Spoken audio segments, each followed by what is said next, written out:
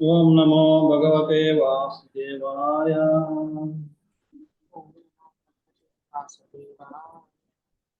ओम नमो भगवते वासुदेवाय। ओम नमो भगवते वासुदेवाय। ओम नमो भगवते वासुदेवाय। ओम नमो भगवते वासुदेवाय। नारायणं नमस्कृत्यं नारायणं नमस्कृत्यं नरं चैव नरोत्तमं नरं चैव नरोत्तमं देवीं सरस्वतीं व्यासं देवीं सरस्वतीं व्यासं ततो जयमुदीरये। ततो जयमुदीरयेत्। नष्टप्रायेषु अभद्रेषु प्रायेषु भद्रेषु नित्यं भागवत सेवया नित्यं भागवत भागवतसेवया। भक्तिरुत्तमा श्लोके देवोत्तमश्लोके भक्तिर्भवति नैष्ठिकी। भवति नैष्टिकीम्। कृष्णाय वासुदेवाय मया वासुदेवाय देवकी नन्दनाय च देवकी नन्दनाय च नन्दगोपकुमाराय नन्दगोपकुमाराय गोविन्दाय नमो नमः। गोविन्दाय नमो नमः। ॐ अज्ञानतिमिरान्धस्य ज्ञानाञ्जनशलाकया चक्षुरुन्मिलितं येन तस्मै श्रीगुरवे नमः। श्रीचैतन्यविष्टं स्थापितं येन भूतले स्वयं रूपा तदादि स्वापदं वन्दे श्रीगुरो श्रीयुतापतकमलं श्रीगुरुं वैष्णवांश्च श्रीरूपं साग्रजाता सहगना भजना तं सजीवं साद्वैतं सावधूतं हरिजना सहितं कृष्ण चैतन्यदेवं श्रीराधा सहगना प्रियता श्रीविशाखान्वितांश्च हे कृष्णा करुणा सिन्धु दीनबन्धो जगत्पते गोपेशा गोपिका राधाकान्ता नमस्ते। तप्तकाञ्चना गौराङ्गी राधे वृन्दावनेश्वरी वृषभानुसुते नमामि हरिप्रिये। नमो विष्णुपादाय कृष्णप्रेष्ठाय भूतले श्रीमते भक्तिवेदान्त स्वामी नमस्ते सरस्वते देवे गौरवाणी प्रचारिणे निर्विशेष आचार्य देशपालुभ्यश्च कृपा सिन्धुभ्य एव च पतितानां वैष्णवेभ्यो नमः। जय श्री कृष्ण चैतन्य प्रभु नित्यानंद श्री अद्वैता श्रीवासदि गौर हरे कृष्णा कृष्णा कृष्णा हरे हरे हरे राम राम हरे हरे कृष्ण। మనం శ్రీమద్ భాగవతం ప్రథమ స్కందం 6వ అధ్యాయం చర్చిస్తున్నాం. 6వ అధ్యాయంలో నిన్న మనం 19వ శ్లోకం వరకు చర్చించాము. 19వ శ్లోకం వరకు దాంట్లో మనం నారదముని తన ప్రయాణం అంటే వేదవ్యాసుడు అడిగాడు, భక్తి వేదాంతులు పోలీసు వెళ్ళిపోయిన తర్వాత మీరు ఏం చేశారని చెప్పి, ఆ తర్వాత ఏం జరిగింది అన్నది వేదవ్యాసుడికి నారదుని వివరిస్తున్నాడు. ఆ వివరణలో భక్తివేదలు వెళ్ళిపోయిన తర్వాత తన తల్లిని పాము కాటు వేయడం, అది భగవంతుడి అనుగ్రహంగా తలచి అక్కడ ఆ మొత్తం ఇల్లుని అందరిని వదిలేసి ఆయన ఏ విధంగా తిరిగాడు, తర్వాత ఏ విధంగా భగవంతుడి దర్శనం అయింది, ఆ భగవంతుడి దర్శనం కోల్పోయిన తర్వాత ఆయన ఏ విధంగా విరహభావంలో బాధపడ్డాడు, బాధపడి మళ్ళీ ఆ దర్శనం చేసుకొని చెప్పి ఎంతో తపన ప్రయత్నం చేస్తున్నా సరే అవడం లేదు. అంతవరకు జరిగింది. అప్పుడు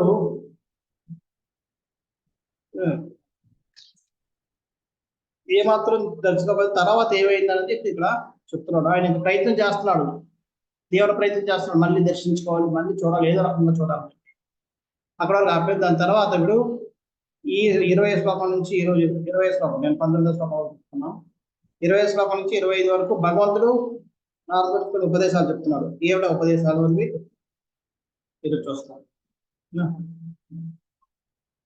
20 శ్లోకంలో ఏవం యతంతం విజనే మామాహ గోచరో విరామ్ గంభీర స్నయా వాచ సుఖ ప్రసమయన్నివా. నిర్జన ప్రదేశం నేను చేసిన యత్నములను గాంచిన లౌకిక వర్ణనాతీతుడైన భగవానుడు నా శోకము శమింపజేయుటకు మధురమును గంభీరమును వాపుతో ఇట్లు పలికెను. ఏవం యతంతం విజనే. విజనే జన అంటే జన్ములు, విజన అంటే జన్ములు లేని చోట, అంటే నిర్జన ప్రదేశంలో ప్రయత్నం చేస్తున్నా. మామ అహగోచరో. అగోచరం, అహ అంటే పలికెను, మామ అంటే నాతో, అహ అంటే పలికేదట. ఏమని? అగోచర, కనిపించకుండా. అంటే కనిపించకుండా ఓన్లీ మాటలు మాత్రమే వినబడ్డా, అంటే ఆకాశవాణి ఇలా. గంభీర శ్లక్ష్ణయ. గంభీరము శ్లక్ష్ణయ అంటే మధురం, శ్రవణ మధురం, వినడానికి చాలా మధురంగా ఉంది, గంభీరంగా ఉంది. వాచ శుచ. శుచ అంటే శోకం. ప్రసమ ఎన్నివా. ప్రసమయం అంటే ఉపసంహరించు. ఈ విధంగా.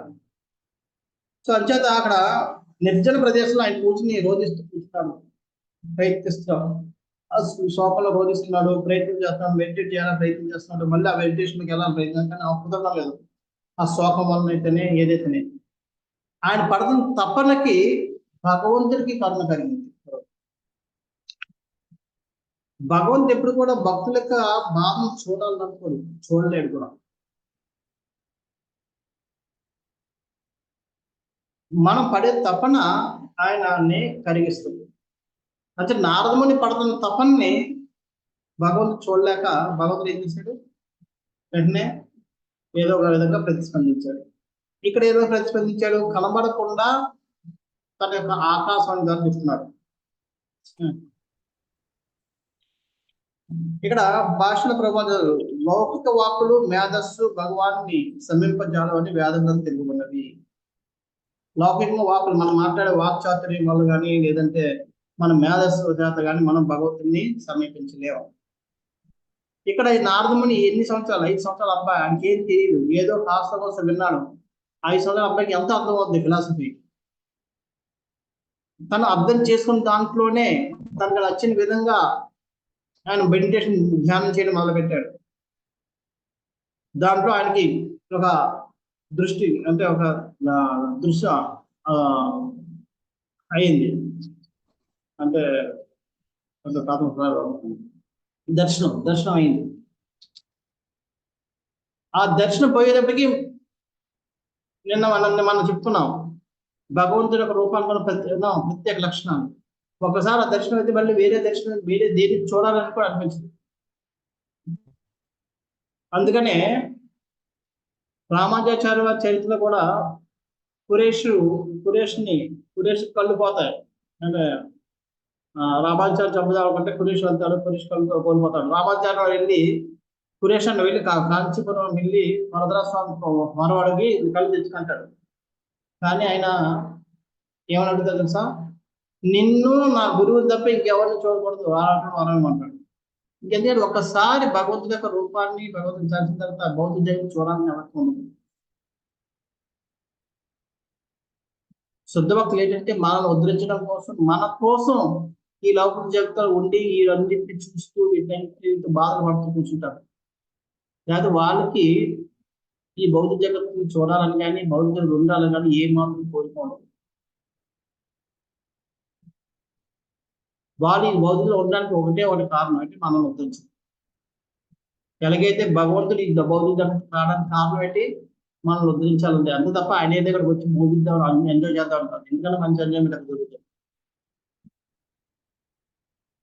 ఎలాగైతే భగవంతుడు మనల్ని ఉద్ధరించడానికి ఇక్కడ అవతారం ఎత్తుకుంటాడు, అలాగే ఈ భౌతిక జగత్తుల భక్తులు కూడా మన కోసం మనల్ని ఉద్ధరించడం కోసం ఈ భౌతిక జగత్తులో కష్టాలు పడుతుంటారు, భౌతిక జగత్తులో అన్ని చూస్తుంటారు, అన్ని గొడవలు పడుతుంటారు మనలాగే. కానీ లోపల వాళ్ళకి ఇవేమి ఇష్టం లేదు. అదేవిధంగా అక్కడ కురేష్ కూడా నిన్ను మా గురువు గారిని రామానుజాలు తప్ప ఇంకెవరిని చూడకూడదు అటువంటి దృష్టి. ఎందుకంటే వాళ్ళు చూడడానికి ఇష్టపడరు, అవకాశం దొరికితే అదే కొనుక్కుంటారు.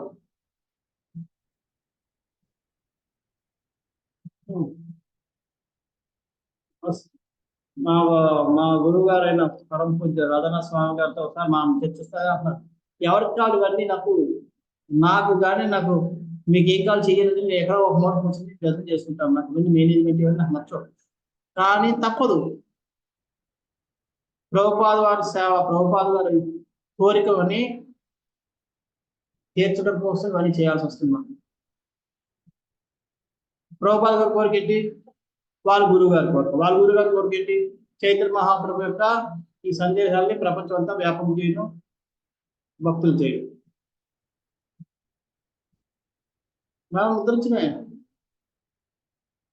తచ్చేత మన యొక్క లౌకిక వాక్కులు అంటే మన వాక్చాతుర్యంతో కానీ మన మ్యాథ్స్తో కానీ భగవంతుని సమీపించడం, ఓన్లీ మనం భగవంతుని చూడాలన్న తపన ఆ ప్రయత్నం ద్వారా మాత్రమే మనం భగవంతుని సమీపించగలం, భగవంతుని మనం ప్రసన్నం చేసుకోగలుగుతాం. ఇక్కడ 5 సంవత్సరాల అబ్బాయి తప్పు చేస్తున్నాడు, ఉప్పు చేస్తున్నాడు, సరిదిద్దే మనిషి కూడా లేడు. కానీ తను విన్న గురువు దగ్గర విన్న వాక్కు వారిని నేను చెప్తున్నట్టుగా వారిని సేవలు చేయడం ద్వారా ఆయన తనకు నచ్చిన విధంగా ఏదో ప్రయాసపడుతున్నాడు. ఆ ప్రయాసకి భగవంతుడు ప్రసన్నం అయ్యాడు. అయ్యి ఇక్కడ చెప్పడం మొదలుపెట్టాడు. ఆ దేవదేవుని కరుణ పొందగలిగిన వాడు అతని కడుపును ఆకర్షించగలడు. ఎవరైతే ఆయన కరుణ పొందుతారో వాళ్ళు ఆయన వాకులు కూడా వినగలుగుతారు. మళ్ళీ అలాగే ప్రభుపాద భగవాన్ ప్రేమ యందున్నవాడు సర్వదా విరహతాపమనే అనుభవించు తత్కారణముగా దివ్య భావవేశంలో మునిగి ఉంటాడు. భగవంతుడి యొక్క ప్రేమ యందు ఎవరైతే ఉంటాడో వాడి కూడా విరహభావంలో ఉంటాడు. భగవంతుని చూడాలి ఎక్కడ ఉన్నాడు, ఇంకా ఎక్కడ కనబడలేదు, ఎందుకు కనబడలేదు, ఎప్పుడు కనబడతాడు, ఎప్పుడు దర్శనం అవుతుంది, ఇలా విరహతాపంలో ఉంటాడు. మనం నిన్న అనుకుంటున్నాం ఏ రాదేవర దేవికే తులసోను ఒకసారి చెప్పి వీళ్ళు షడ్గోసావులు చెట్టు పుట్ట ఎదుగుతూ కూర్చున్నారు కృష్ణుడి కోసం, రాధారాణి కోసం. వాళ్ళకి ఇంతమంది భక్తులు సాంగత్యం ఉంది, బృందావనంలో ఉన్నారు, గోవర్ధన పర్వతం దగ్గర ఉన్నారు, అయినా సరే వాళ్ళకి అవి ఎక్కడ లేదు. వాళ్ళకి కావాల్సింది. అలాగే రాసలీలలో కృష్ణుడు అందరిని వదిలి వెళ్ళిపోయిన తర్వాత వాళ్ళందరూ గోపికలందరూ కూడా నిద్రతో ఉంటారు. కృష్ణుని ఎదుగుతుంటే వాళ్ళు అడవుల్లో తిరిగి కృష్ణ అని కేకలేసుకుంటూ కృష్ణుని స్మరిస్తూ దాంట్లో ఆయన్ని గుర్తు తెచ్చుకుంటూ బాగా వివరిస్తూ తిరుగుతున్నారు. కృష్ణునికి కరుణ వస్తుంది. అరే ఆయన ఏం చేస్తారంటే డైరెక్ట్ కాకుండా ఆయన నారాయణ రూపంలో నిలబడతాడు, చతుర్భుజం వేసుకున్నాడు. అలాగే వీళ్ళందరూ వెళ్ళి నారాయణ మా కృష్ణుని చూసేవాడు అడుగుతారు. కృష్ణ ఇటు వెళ్ళారంటే వెళ్ళిపోతారు. అక్కడ అరే నారాయణ నేనున్నాను, నమస్కారం చేయాలి, అసలు అవి అంటే భగవంతుడు యొక్క దర్శనం చేస్తే ఈవెన్ నారాయణ దర్శనం కూడా ఆకర్షణగా ఉంటుంది. అర్జున్ కూడా అదే అంటున్నాడు, విశ్వరూపం చూస్తున్నారు కానీ నా వద్దు, ఈ శ్యామసుందర రూపం నాకు చాలా బాగుంది, ఈ విశ్వరూపం వద్దు, ఈ చంద్రభుజ రూపం చూశారు కానీ అది కూడా నాకు కావాలనుకోవడం లేదు. అంచేత ఒకసారి కృష్ణుడి గారు ఈ శ్యామసుందర రూపానికి ఆకర్షణ అయిన వాళ్ళు ఇది దేన్ని చూడలేదు. అంచేత ఆ ప్రేమలో ఉన్న వాళ్ళు ఎప్పుడు కూడా మళ్ళీ ఆ రూపాన్ని ఎప్పుడు చూడాలి, ఎప్పుడు చూస్తాను తప్పి విరహ భావంలో తప్పిస్తూ ఉంటారు. ఆ విరహాగ్ని వాడిని జలిస్తూ ఉంటారు. అంచేత ఇక్కడ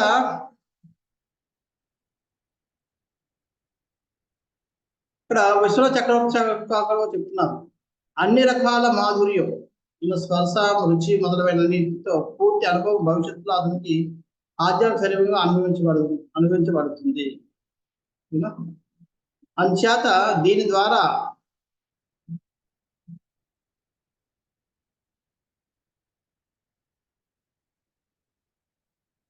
అంటే దీనికి ఇప్పుడు సంపూర్ణమైన అన్ని రకాలుగా స్పర్శ పరంగా, దృష్టి పరంగా, స్పర్శ వాసన గ్రహణ పరంగా, శ్రవణ పరంగా అన్ని రకాల అనుభూతి పొందేది భవిష్యత్తులో రాబోతుంది. కాబట్టి ఇప్పుడు అది దర్శనం ఇవ్వకుండా ఓన్లీ ఒక శ్రవణ దర్శనం మాత్రమే ఇస్తున్నాడు భగవంతుడు. అంచేత ఎందుకంటే అవన్నీ ఇస్తే ఈ సందర్భంలో ఆయన యొక్క ఇది పోతుంది. ఏదైనా సరే మనం ప్రయత్నించడానికి దొరికింది అనుకోండి, దాని విలువ చాలా తగ్గిపోతుంది. ప్రయత్నం చేసి చేసి చేసి చేసి మనం చేస్తే దాన్ని మనం ఎక్కువసేపు గుర్తుంచుకుంటాం, దాని వాల్యూ ఎక్కువ ఉంటుంది. అంచేత ఆయన భౌతిక బాధల్ని విలాసాలు తొలగిస్తున్నాడు ఒక స్పర్శ దర్శనం ద్వారా.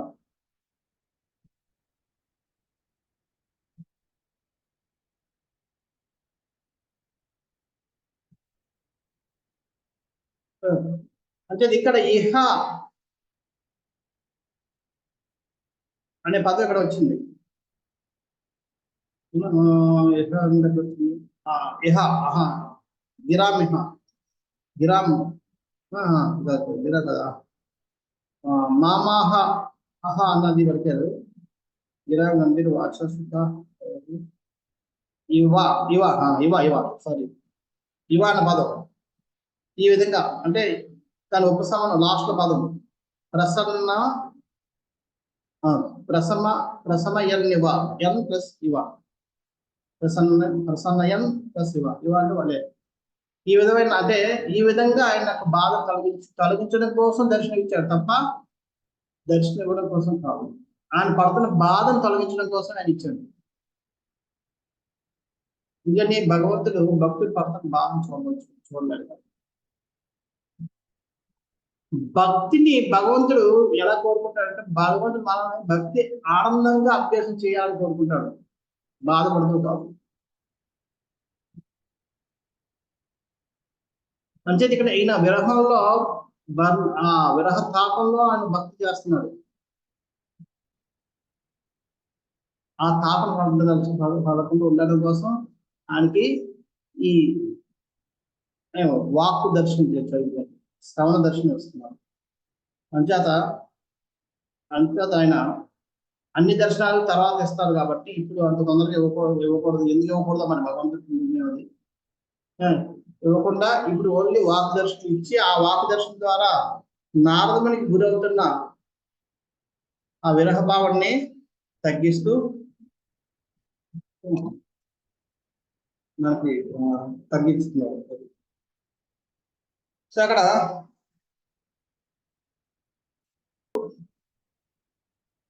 భగవంతుడు పొందాలన్న తపన నారదములో సంపూర్ణంగా ఉంది.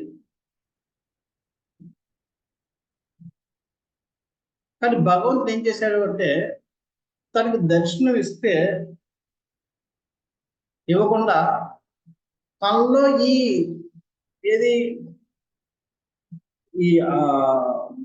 కోరిక పెంచాలనే భావంతో ఒక శ్రవణ దర్శనం ఇచ్చి వదిలేశాడు. దానివల్ల ఏముంది, ఒక శ్రవణం ఇంత అందంగా ఉంటే ఇంకా నేను చూస్తే ఇంకెంత ఆనందంగా ఉంటుందన్న ఒక కోరికను దాంట్లో పెట్టేసి వదిలేశాడు భగవంతుడు. దానివల్ల భగవంతుడు ఏమవుతుంది ఇంకా ఎక్కువగా అది ఆయన కోరిక పెరుగుతుంది. పూర్వం ఈ కోటల చుట్టూ కందకాలు ఉండేవి.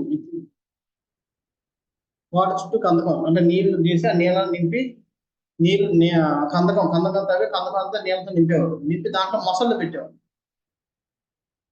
ఒకటి కాదు వందల మొసళ్ళు పెట్టేవారు. మొసళ్ళు ఆ మొసళ్ళు ఏమంటే ఎవరైనా సరే ఒక పొరపాటున దాడదామని చెప్పి దాంట్లో దిగితే వాటర్లో దిగితే మొసళ్ళు చంపిస్తే వేస్తారు. అది వీళ్ళు ఏం చేసేవారంటే శత్రువులు ఆ కోటను ఎక్కడానికి ఉడువు అంటే ఎంతే ఉంటుంది చిన్నది, ఉడువుకి తాడు నడువుకి తాడు కట్టేసేవారు. కట్టేసి దాన్ని కోటకి విసిరేవారు. అది పట్టుకుంటే ఆ తాడును పట్టుకుని వీళ్ళందరూ ఎక్కిపోతుండేవారు. అది ఉడువు ఎంతంటే అది పట్టుకుంది అంటే వదలదు అన్నమాట. అంటే ఇక్కడ వెనకాల దాని నడువుని కట్టిన తాడుకి 10 మంది మనుషులు ఎక్కినా సరే అది వదలదు. తాడు తెగిపోలేము కానీ అది వదలదు, ఆ గోడను వదలదు. అందుకే దాన్ని అంటారు ఉడుము పట్టు అంటారు. ఉడుము పట్టు పట్టాడని. దానికి ఏం చేస్తారంటే దానికి తేనె అంటే చాలా ఇష్టం. ఆ ఉడుముకి తేనె అంటే చాలా ఇష్టం. అందుకని ఏం చేస్తారంటే ఆ ఇసిరేటప్పుడు తేనె మూతికి రాసేసి వదిలేస్తారు, ఇసురుతారు. అది తేనె ఎక్కడుందా అని నెత్తుకుంటూ అలా అది ఆ గోడ ఎక్కిపోద్దండి లోపల.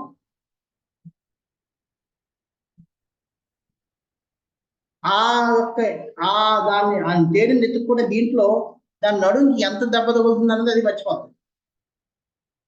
ఎందుకంటే 10 మంది ఎక్కుతున్నారంటే టైట్ అయిపోతుంది కదా నడుము. అదే విధంగా భగవంతుడు నారద మునిని సంపూర్ణంగా భౌతిక జగత్తు నుంచి తీసుకెళ్ళలేదు కాబట్టి భౌతిక జగత్తులో ఉన్నాడు. భౌతిక జగత్తులో ఈ తాపాలు విరహాలు అన్ని పొందాలి. కానీ ఈ విరహభావం ఈ భౌతిక జగత్తులో ఉండే ఈ క్లేశాలని అనుభవించకుండా ఉంచడం కోసం ఆయన ఏంటంటే చిన్న శ్రవణ దర్శనం ఇచ్చేసి వదిలేశాడు.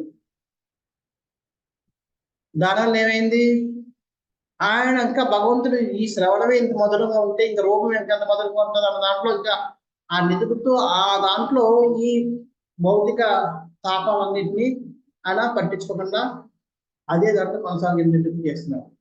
ఈ విధంగా భగవంతుడు ఏంటంటే నారదముని యొక్క అంటే బాలుడి రూపంలో నారదముని యొక్క విరహభావాన్ని పెంచాడు, దాని భక్తిని పెంచాడు, ఈ క్లేశాలని పట్టించుకునేటట్టుగా చేశాడు. ఎంత ఎంత ఎంత తెలివిగా భగవంతుడు భక్తులు రక్షిస్తున్నాడు. సో ఈ విధంగా ఆయన ఆ ఎవడు వెనకాల ఉన్న దీన్ని మన ఆచార్యులు చాలా చక్కగా వర్ణించి చెప్తున్నారు.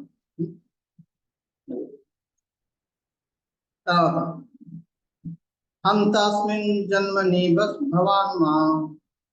భవాన్ మామాం ద్రష్టు మిహార్హతి అవిపక్వ కషాయానం దుర్దర్శోహం యోగినాం.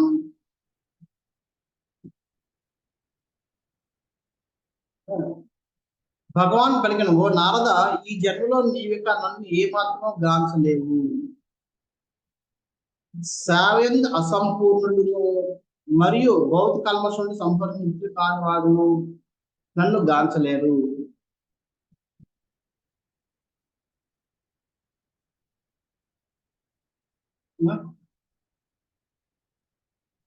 చూడండి, భగవంతుడు దర్శనం ఇవ్వాల వద్దన్నది తన యొక్క ఇక్కడ చూసారా,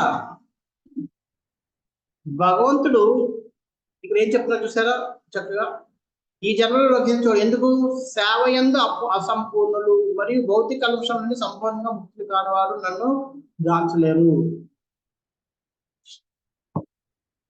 నారదముని తాపత్రయం అయితే ఉంది, కానీ ఎందుకు దర్శనం జరగలేదు, సేవయందు అసంపూర్ణులు, సంపూర్ణంగా సేవ చేయలేదు. అదేంటంటే భక్తి వేదాంతులు అందరూ సేవ చేశాడు కదా. ఏ విధంగా చేశాడు? తల్లి చేయమంది కాబట్టి చేశాడు. చేసిన శ్రద్ధగానే చేశాడు, కానీ తల్లి చేయలేదు. రెండోది, భౌతిక కల్మషాలని సంపూర్ణంగా ఆయన ముక్తి అవ్వలేదు. ఇది చిన్న పిల్లవాడు, ఆయనకి ఇంకా కల్మషాలంటే ఏమి తెలియదు. అంచేత పెద్ద అయ్యాక ఆ కల్మషాల నుంచి కూడా అన్ని వికారాలని తొలగించుకున్న తర్వాత అప్పుడు ఆయన మళ్ళీ దర్శనం. అయితే మనం అడగచ్చు, ఏదైతే మరి నారదుడు ధ్రువుడికి ఇచ్చాడు దర్శనం, ప్రహ్లాదుడు కూడా దర్శనం ఇచ్చాడు, మరి నారదుడికి ఏమి? అదే ఇక్కడ భగవంతుడు దర్శనం ఎవరికి ఎలాగివ్వాలన్నది తనకి చాలా సాధిస్తారు తప్ప మనం డిమాండ్ చేయలేము.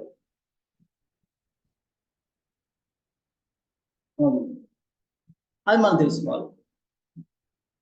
అంచేత భగవంతుడి దర్శనం అనేది మన ఇష్టానుసారం జరగదు. నేను నా ధ్రువుల్లాగే నేను కూడా ఊపిరి బిగ్గుట్టు కూర్చున్నాను, వారం ఒకసారి ఊపిరి పీలుస్తున్నాను, ఆకలి అన్నం తినడం లేదు, నీళ్ళు తాగడం లేదు, అన్ని పొందు చేస్తాను, ధ్రువుల్లాగే చేస్తున్నాను, కానీ మనకు దర్శనం అవ్వకపోవచ్చు.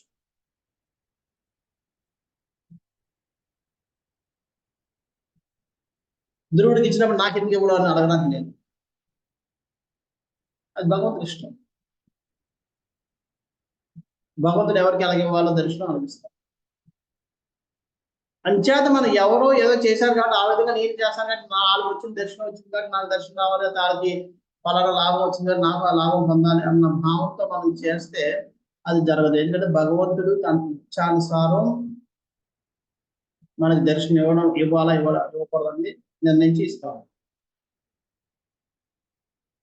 వచ్చేది ఇక్కడ భగవంతుడు ఏమంటున్నాడు, నువ్వు అందుకనే మనం రామానుజాచార్య స్టోరీలో వెళ్తాం. కాంచీపూర్ణ అని ఉంటాడు. కాంచీపురంతో వరదరాజు రోజు మాట్లాడుతుంటాడు, కానీ నా కోసం నేను ఈ జన్మ తర్వాత నేను నీ దగ్గర చేరుకుంటా అంటే నువ్వు చేరుకోలేమంటాడు. ఏమంటే నువ్వు ఎప్పుడు ఏ వైష్ణవుడికి సేవలు చేయలేదు, నువ్వు నాకు సేవ చేశావు కానీ వైష్ణవుడికి సేవ చేయలేదు అంట. అంచేత భక్తి అన్నది ఒక భగవంతుని ఒక్కడికే సేవ చేస్తే సంపూర్ణం కాదు.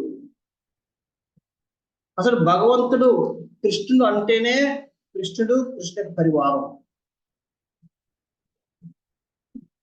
అందులో పరివారానికి సేవ చేయడం మానేసిన భగవంతుడు సంతృప్తి పొందడు.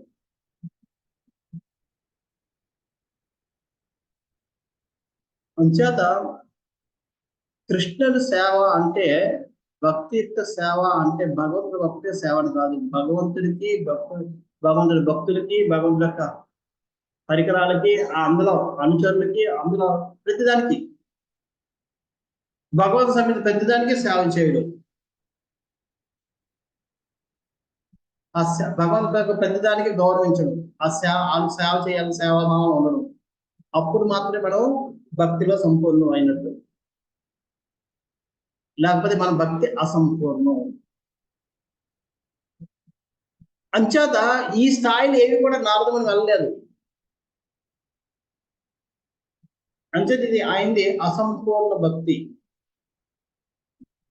అందుకనే నన్ను గాంచలేరు, ఇక భౌతిక కల్మషాలను సంపూర్ణ ముక్తులు కానివాడు కాదు అంటే భగవంతుడి దృష్టిలో నారదముని అనుకున్నాడేమో. ఆ విధంగా భగవంతుడు నారదముని యొక్క ఈ తపను పెంచాడు దర్శనం ఇవ్వడం ద్వారా. కారణం ఇక్కడ ఇంకా నీకులో ఉన్నాయి ఆ విధంగా చెప్పడం వల్ల ఆ కోరిక పెంచుకొని ఇంకా పెరగరాదు. అంటే మనుషుడు రజోగుణము తమోగుణము నుండి భౌతిక గుణము నుండి ముక్తుడైనప్పుడే భక్తుల సేవ ఆరంభమవుతుంది. దాని ఫలితం కామము లాభం నుండి ముక్తి రూపంలో ప్రదర్శిస్తున్నాము. ఎప్పుడు మన భక్తిలో ప్రగతి చెందడానికి ఎప్పుడవుతుందంటే ఎప్పుడైతే మనలో ఉన్న కామక్రోధ లోభాలు తగ్గుతూ ఉన్నాయో అది మన భక్తి ప్రగతి. భగవద్ కృప ఫస్ట్ ఆ విధంగా వస్తుంది. భగవద్ కృప మనకి ఉన్నది అంటే ఎలాగ తెలుసుకుంటాం, ఎప్పుడైతే మనలో కామక్రోధాలు తగ్గుతూ ఉన్నాయి, కామక్రోధ లోపాలు తగ్గుతున్నాయంటే మనం అంటే భౌతిక అవి చెప్తాడు, కామక్రోధ లోపాలే నరకానికి 3 ద్వారాలు. అంటే ఎప్పుడైతే భగవద్ కృప వచ్చిందో మనం నరకం నుంచి దూరం అవుతుంటాం. దూరం అవుతున్న అర్థం కామక్రోధ లోపాలకి దూరం అవుతున్నాం అంటే నరకానికి వెళ్ళే ఛాన్సెస్ తగ్గిపోతున్నాయి. అది కృపే. సో మనకి భగవంతుడి కృప ఈ రూపంలో కనబడుతుంది. ఎప్పుడైతే మనకి ఇవి తగ్గుతున్నాయో భగవద్ కృప ఉంది. కానీ సర్వ విధములైన భౌతిక భావం నుంచి సంపూర్ణముగా ముక్తుడు కాగోరిన వాడు సత్వగుణం నుండి విడుదల పొందవలసిండును. అయితే రజోగుణ తమోగుణాలు మనకు సత్వగుణం మాత్రాన మనం సంపూర్ణంగా భౌతిక భావం నుంచి ముక్తి పొందినట్టు కాదు. అలా పొందాలంటే మన సప్తగుణం నుంచి కూడా ముక్తిలో అవ్వాలని చెప్పి ప్రభుత్వం సర్వ విధముల భౌతిక భావం నుండి సంపూర్ణ ముక్తులు కాగోరిన వాడు సత్వగుణం నుండి విడుదలను పొందవలసిండును. ఇంకా మనం సత్వగుణం నుంచి కూడా మనం విడుదల పొందాలి.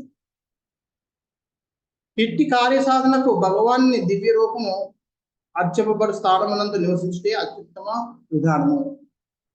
మనం ఇటువంటి వాటిని మనం పొందాలి, ఇటువంటి భావాన్ని పొందాలి.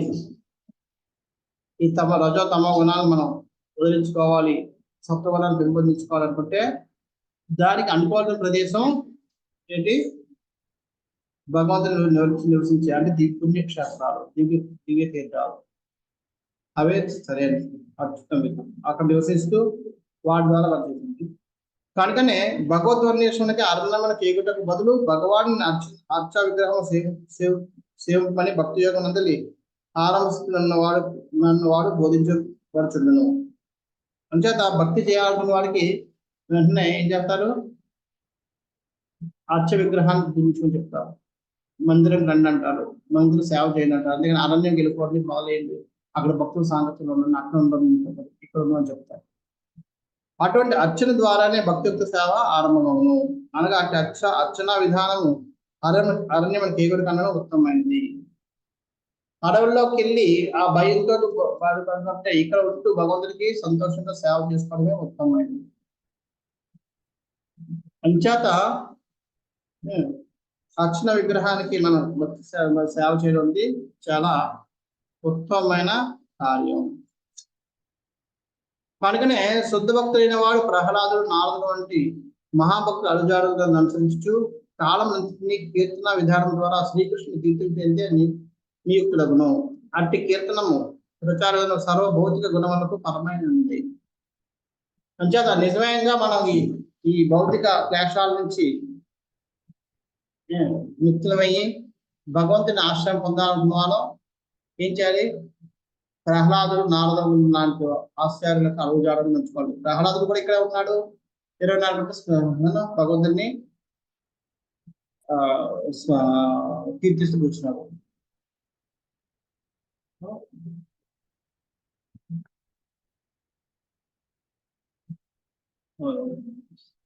ఇక్కడ ఆచార్యులు చెప్తున్నారు, భగవంతుడు ఈ విధంగా దర్శనం ఇవ్వకుండా మాటలు చెప్పడం వెనకాల ఉంది ఏంటంటే, నారదుని చెప్తున్నాడు, నువ్వు చేసిన ప్రయత్నానికి నేను చాలా ప్రసన్నయ్యాను.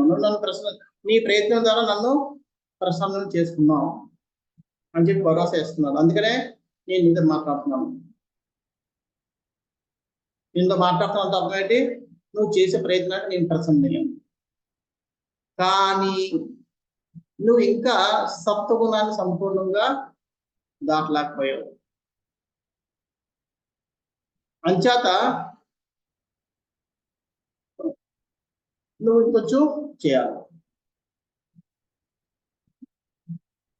నువ్వు ఇంకా సాధకుని శరీరంలో ఉన్నావు కాబట్టి నువ్వు ఇంకా నువ్వు చూడలేవు. నువ్వు నీ సాధనకి ఇంతవరకే నీకు ఇది.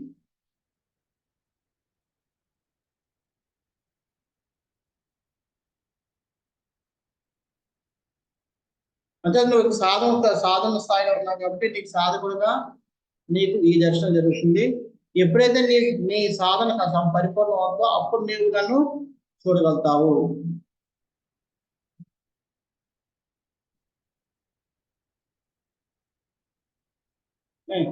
మరి అలాగంటే అప్పుడు మరి నేను సాధకుని అంటే మరి నేను సంపూర్ణ కాదా, సంపూర్ణ అవ్వలేదా, నా సాధన పెర్ఫెక్ట్ కాదంటే నీ సాధన పెర్ఫెక్ట్ అయ్యింది కాబట్టి నేను నీతో మాట్లాడుతున్నాను. నువ్వు చేస్తున్న సాధన పెర్ఫెక్ట్ కానీ నాట్ కంప్లీట్.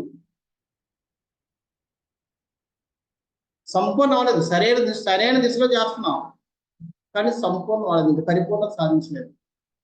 సరైన దిశలో ఉన్నావు కాబట్టే నేను నీతో మాట్లాడుతున్నాను. సంపూర్ణ అవ్వలేదు కాబట్టి నీ దర్శనం అవ్వడం అని చెప్పి భగవంతుడు ఇది విశ్వ చక్రవర్తి చెప్పే విధంగా అనలైజ్ చేసి చెప్తున్నారు. ఆ విధంగా భగవంతుడు నారదమునికి తను చేస్తున్న ప్రయాస సరైనదని చెప్పి భరోసా ఇచ్చాడు. సాలేదు ఇంకా చెయ్యాలని చెప్పి ఇంకా చేసే కుతూహలాన్ని కూడా పెంచాడు. చూడండి, ఇది భగవంతుడు చేసింది. అంటే భక్తి తగ్గినట్టు చేయలేదు, అలాగని సరిపోయిందని గర్వపడేటట్టుగా చేయలేదు, అది డౌట్ పడేటట్టుగా చేయలేదు. అన్ని విధాలా భగవంతుడు రక్షిస్తున్నారు. అంచేత ఓకే నీకు చేస్తుంది సరైనది సంపూర్ణమైంది అనుకుంటే దర్శనం అవ్వలేదు, అదే దర్శనం అవ్వలేదు కాబట్టి సంపూర్ణం కాదు, అది సంపూర్ణం కాదు కాబట్టి అంటే నేను చేస్తున్న తప్పేమో అని నీళ్ళ పడకుండా భగవంతుడు వచ్చి మాట్లాడేటంటే నీ చేస్తుంది సరైంది, చేత భరోసా ఉంది. అంటే ఎట్ ది సేమ్ టైం గర్వం లేకుండా నాకు ఇంకా దర్శనం అవ్వాలని చెప్పి గర్వపడకుండా కూడా చేస్తాను. ఈ విధంగా భగవంతుడు, ఎందుకంటే ఈ చిన్న పాలు వాళ్ళ రూపంలో ఉన్నాడు కాబట్టి నేను ఆయన గర్వపడకుండా గర్వం నుంచి రక్షించాలి, అలాగని చెప్పి డీలా పడకుండా ఎంకరేజ్ కూడా చేయాలి. ఈ రెండు చేయడం కోసం భగవంతుడు ఈ విధంగా మాట్లాడాడు అని చెప్పి కృష్ణ చక్రవర్తి గారు దీన్ని వివరిస్తూ ఉన్నారు.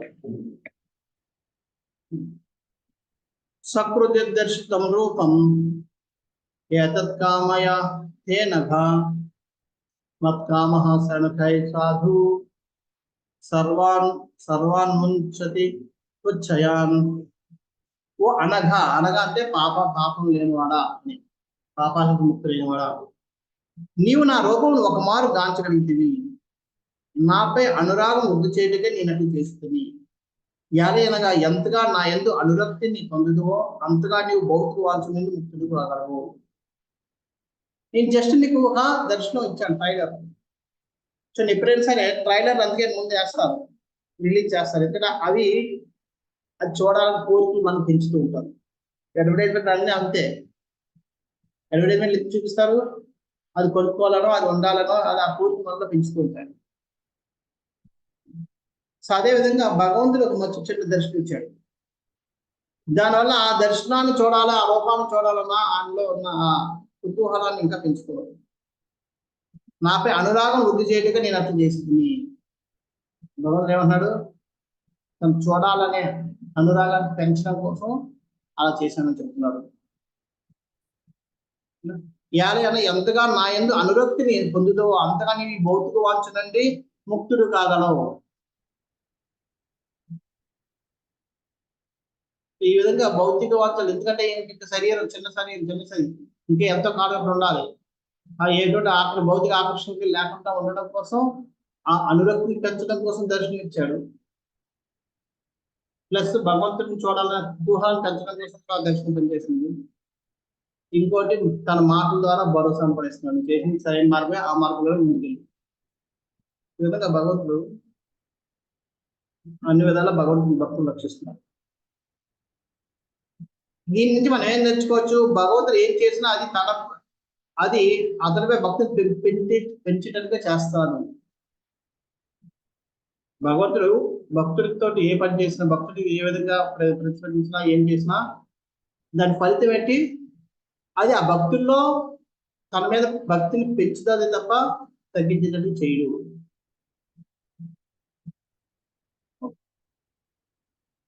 భాషలో ప్రభుపాలు చెప్తాను, జీవుడు ఎన్నడూ వాంఛారహితంగా ఉండలేడు. జీవుడు ఏడు కూడా వాంఛారహితంగా ఉండలేడు.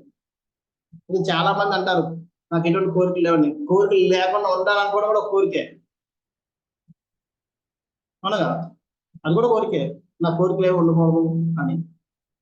సో కోరికలు లేకుండా ఉండడం జరగదు అది.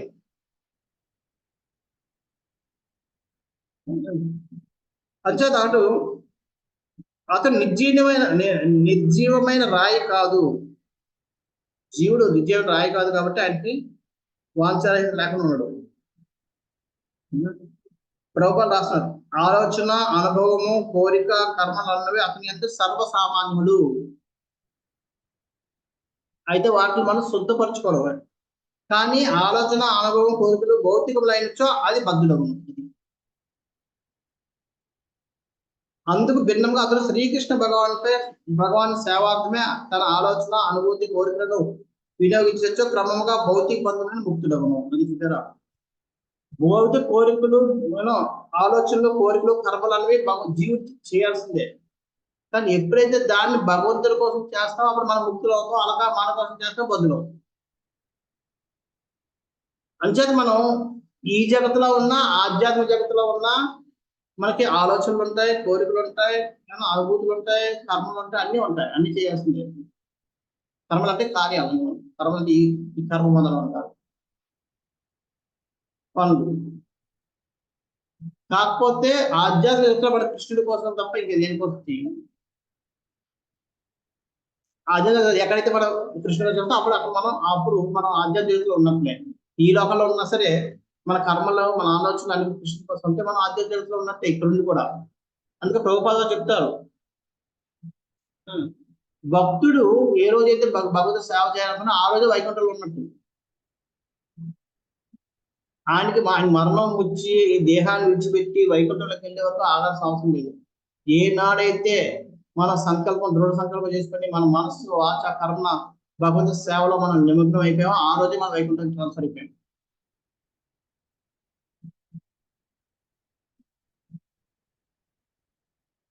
ఓన్లీ ఏంటంటే మన శరీరం ఎక్కడ ఉంది తప్ప మన చైతన్యం వైకుంఠంలోనే ఉంది. అంచేత ఎప్పుడైతే మనం ఈ కోరికలు ఇవన్నీ అంచేది మనం చేసే ఇక్కడ ఏం కార్యాలు అన్ని అవే కార్యాలు అక్కడ కూడా చేస్తాం. అందుకు ప్రభుపాద వాళ్ళు అంటారు, ఇస్కాన్ లో చేసేది ప్రతిది కూడా మనం భగవంతం వెళ్ళిన తర్వాత కూడా చేయాల్సిన కార్యాలు మనం చేస్తున్నాం. అక్కడ కూడా ఇక్కడ పూల సేవ చేస్తే అక్కడ కూడా పూల సేవ చేయాలి, ఇక్కడ వంటలు చేస్తే అక్కడ కూడా మహాప్రసాదం ఉండాల్సిందే. ఇంకా డొనేషన్ కలెక్షన్ చేస్తే అక్కడ డొనేషన్ కలెక్షన్ చేయలేము, మనకు తెలియదు, అక్కడ ఎవరిస్తారో మనకు తెలియదు. మనం అవి కూడా అంటే మూలాల సేవలన్నీ కూడా అక్కడ చేయాల్సినవే. ఇక్కడ కీర్తన చేస్తున్నాం, అక్కడ కీర్తన చేస్తున్నాం, ఇక్కడ మంగళారతికి వెళ్తాం, అక్కడ మంగళారతికి వెళ్ళాల్సింది. అక్కడ అనుకోవద్దు, అక్కడికి వెళ్తాం మంగళారతి కూడా అక్కడ పడుకోవడానికి రాత్రి ఉండదు, ఇక్కడ పడుకుంటాం. పడుకోవాలనుకున్నవాడు ఇక్కడ ఉండిపోతాడు, ఇంచేత పడుకోకూడదు అనుకున్నవాడు అక్కడికి వెళ్తాడు. నిజంగా మనకి ఆ ఆందోళన, ఆతృత ఉంటే భగవంతుని చూడాలని ఆందోళన కూడా రాదు. ఎప్పుడైనా చూడండి, ఏదైనా మనకి ఏదైనా ఆందోళన ఉంటే మనకి నిద్ర రాదు. రాత్రంతా పడుకున్నా సరే నిద్ర పట్టదు. రాత్రంతా టెన్షన్గా నేను పడుకున్నాను, నాకు నిద్ర పట్టలేదు అంటాం. ఎందుకంటే అదే ఆందోళన మన ఒక భౌతిక విషయం ఉంటే మనకు నిద్ర రావడం లేదు. అదే భగవంతుడి కోసం కూడా మనం అలాగా ఆలోచిస్తే అక్కడ నిద్ర వస్తుంది. అది అక్కడ 24 hours ఉంటుంది భగవద్ ఆధ్యాత్మికలో. అదే అక్కడ నిద్ర అన్నది రానే రాదు. దాని దగ్గర భగవంతుడు అక్కడ రాత్రి లేకుండా తీసుపడేసాడు. ఎందుకంటే అక్కడ ఉన్న అందరూ అలాంటి వాళ్ళే. ఎప్పుడు భగవంతుడు ఒక ఆలోచనలో ఉండి మునిగిపోయి భగవంతుడి యొక్క విగ్రహంలో ఎప్పుడు చూడాలా ఎలాగా ఆలోచనలోనే ఉంటారు కాబట్టి వాళ్ళు పడుకోవాలన్న ఆలోచన ఉండదు. అందుకని భగవంతుడు దాని వాళ్ళకి తగ్గట్టుగా రాత్రి కూడా లేకుండా చేస్తాడు. ఎప్పుడు 24 hours అక్కడ భగవంతుడు సేవ చేసుకునే ఆ భాగ్యమే ఉంది. ఇక్కడ మనం సేవ చేద్దామన్నా 4 గంటలు కూర్చుంటే వాళ్ళు కాలు పీకేస్తాయి. ఎంత శుద్ధ భక్తులు అయినా సరే 10 గంటలు కూర్చుంటే తర్వాత కాలు పీకుతాయి. ఒక రోజు అంతా కూర్చుంటాం, 2వ రోజు కూర్చోాలంటే కాలు పీకుతాయి. ఎందుకంటే బౌద్ధ జగత్ అలాంటిది, కానీ ఆధ్యాత్మికతలు అలా కాదు. మనం కూర్చోాలనుకుంటే కూర్చునే ఉంటాం, సేవ చేస్తూనే ఉంటాం. మన కోరిక తగ్గాలి, కానీ అక్కడ సేవ చేయించుకోవడానికి భగవంతుడు ఎప్పుడు సిద్ధంగా ఉంటాడు. అలాగే భగవంతుల్లో కూడా దైవ గుణాలు పెరుగుతాయి కాబట్టి, సరే భక్తుల్లో కూడా భగవంతుడి యొక్క దైవ గుణాలు వస్తాయి కాబట్టి భగవంతుడు ఎలాగైతే చేయించుకోవాలనుకుంటాడో భక్తుడు కూడా అలాగే చేయాలని తయారుకుంటాడు. ఇద్దరు కాంపిటీషన్ అన్నమాట. ఎవరు ఓడిపోతారంటే ఎవరు ఓడిపోతారు. భక్తుడు అలసిపోడు, భగవంతుడు అలసిపోడు. భగవంతుడు చేయించుకుంటూనే ఉంటాడు, భక్తుడు చేస్తూనే ఉంటాడు. అది ఆధ్యాత్మికం. ఆ కాంపిటీషన్ ఎప్పుడు జరుగుతూనే ఉంటది. అందుకని అక్కడ భగవంతుడికి భక్తుడికి ఇద్దరికి కాంపిటీషన్.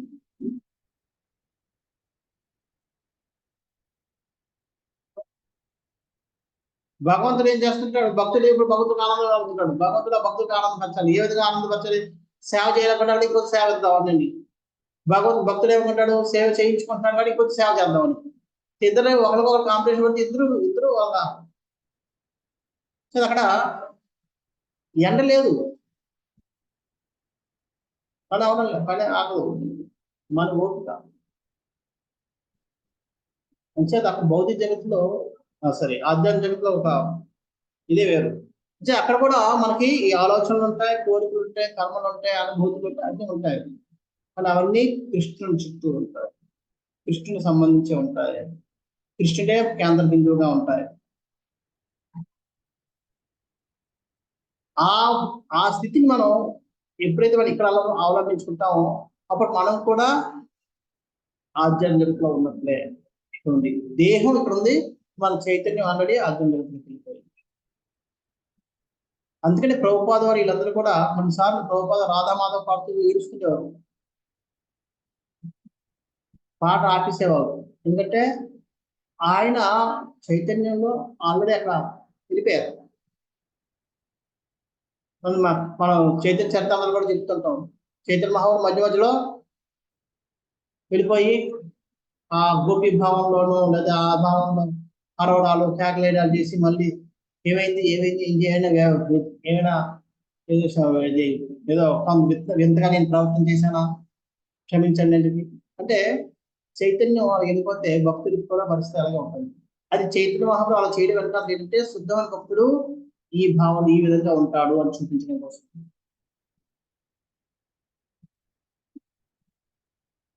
పుండరీక విద్య అనేది గదాధర పండితుని పుండరీక విద్యానిధి దగ్గర తీసుకెళ్తారు. పుండరీక విద్యానిధి చూసుకుని ఒక ఉయ్యాల మంచం మీద కూర్చుంటాడు.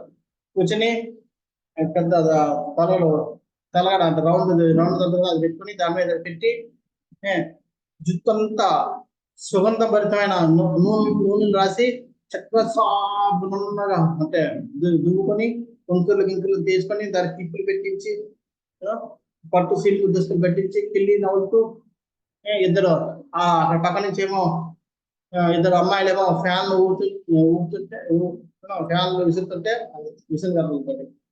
ఒక అమ్మాయి ఏమో ఒక ఆడమేమో ఉయ్యాలు ఊగుతుంటే ఊగుతున్నాడట. యథార్థ పట్టించి ఏంటి భక్తులని చెప్పి ఇలాంటి తీసుకొచ్చారు చెప్పి అది గ్రహించి వెంటనే బలభద్ర భట్టాచార్య నీలకంఠని చెప్పి భాగవతంలో కృష్ణుని వర్ణిస్తూ ఒక శ్లోకం చెప్తాడు, చదువుతాడు. ఆ శ్లోకం వినగానే పిచ్చిపోయి కృష్ణ ఎక్కడున్నా అని చెప్పి జిత్తులు పీక్కుని ఏం చేసిన మొత్తం అన్ని దొరుకుతున్నాడు కృష్ణ కృష్ణ అని చెప్పి.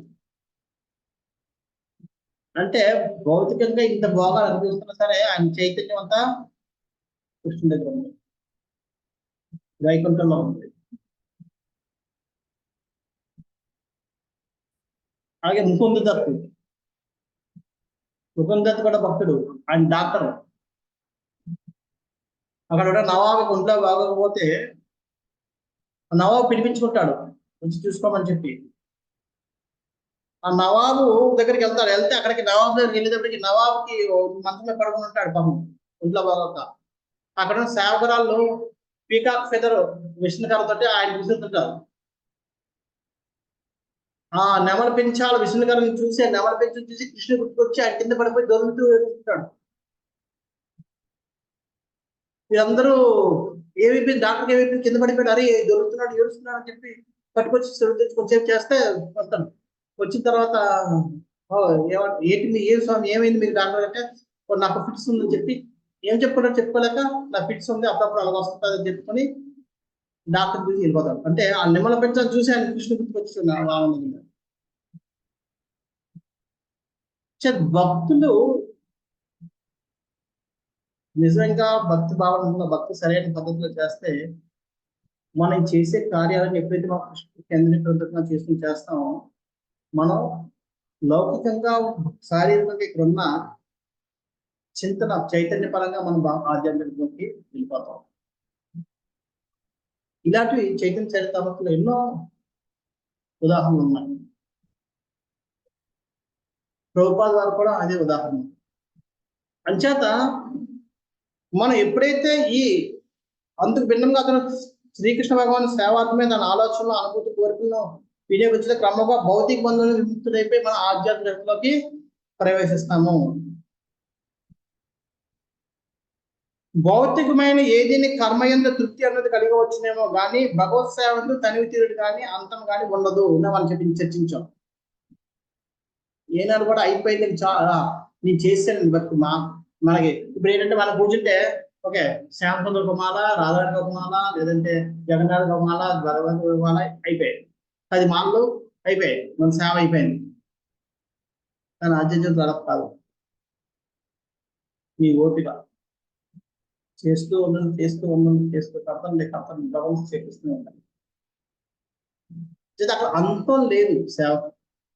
అందుకే ప్రభుపాద అదే అంటున్నారు, భౌతికమైన ఏదైనా కర్మ ఏంది తృప్తి అదే నేను చేసేసాను, ఈరోజు మాలలు అయిపోయింది, మళ్ళీ రేపు చూద్దాం అలా ఉండదు. ఇంకా భగవద్భక్తుడు ఇంకా చేయాలి, ఇంకో మాల చేస్తే బాగుంటుంది. ఇంకా మాలలు ఉన్నాయా?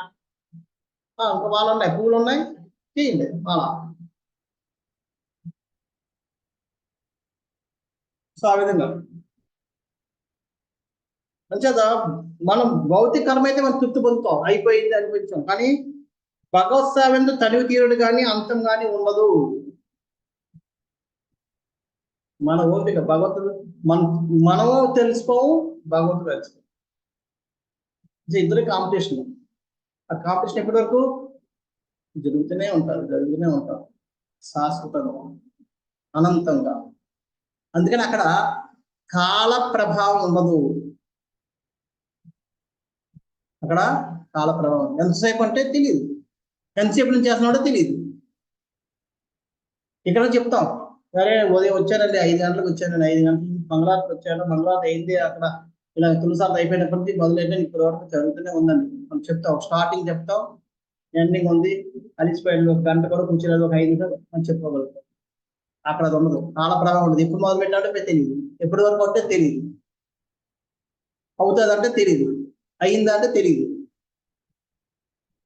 జరుగుతూనే ఉంటారు. అందుకనే ఇవన్నీ మచ్చులు మనం చూపిస్తాడు. దామోదరంలో యశోదమాత కృష్ణుని బంధించాలని మొదలుపెట్టింది. ఎన్ని తాళ్ళు కడుతూనే ఉంది. ఎప్పుడు ఆ టైం లేదు. అరే ఇప్పుడు నేను 7 అయిపోయింది లేదా 9 అయిపోయింది, వంట చేయాలి, నందమారాజు వస్తాడు, అవన్నీ లేవు. ఈ సేవ చేస్తుంది, సేవ దొరికింది చెయ్యి. కొన్నిసార్లు భక్తుల చేతిలో భగవంతుడు ఓడిపోతాడు. అక్కడ భగవంతుడు దొరకపోయి ఉండుంటే యశోద మీద ఇంకా కడుతూనే ఉండేది నాకు ఉండేది. ఆ బాధ చూడలేక కృష్ణుడు ఓడిపోవాలి తప్ప భగవంతుడు యొక్క భక్తులు ఎప్పుడు కూడా ఓడకూడదు. భగవంతుడు దాంట్లో ఆనందాన్ని పొందుతూ ఉంటాడు అది ఓడిపోవడం. సో ఈ విధంగా అక్కడ అనంతం సేవ అంతం లేదు. అటువంటి తీవ్రమైన సేవ ద్వారా మనుషుడు భగవాన్ సాన్నిధ్యానుభవమును నిశ్చయముగా పొందగలడు. అలా సేవ చేస్తే భగవంతుడు ఎందుకు పక్కన ఉండడు, ఎందుకు భగవంతుడు అనుభూతి పొందము నిశ్చయంగా పొందుతాం. సో ఈ విధంగా ప్రభుపాద వారు చక్కగా ఈ పరిపూర్ణ భాషను చాలా చక్కగా వివరించారు. దీంట్లో మన విశ్వనాథ్ చక్రవర్తి ఠాకూర్ గారు చెప్తున్నారు,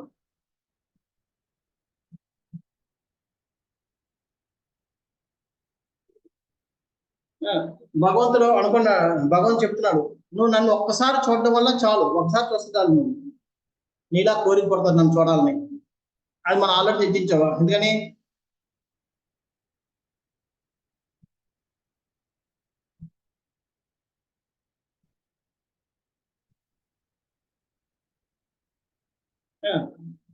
మనం అందుకని భగవంతుడు ఎప్పుడు కూడా మనం అందరూ ఇప్పుడు మన మన దేహాన్ని ఏంటంటే చూడండి, మనది బద్ధ దేహం. యాక్చువల్గా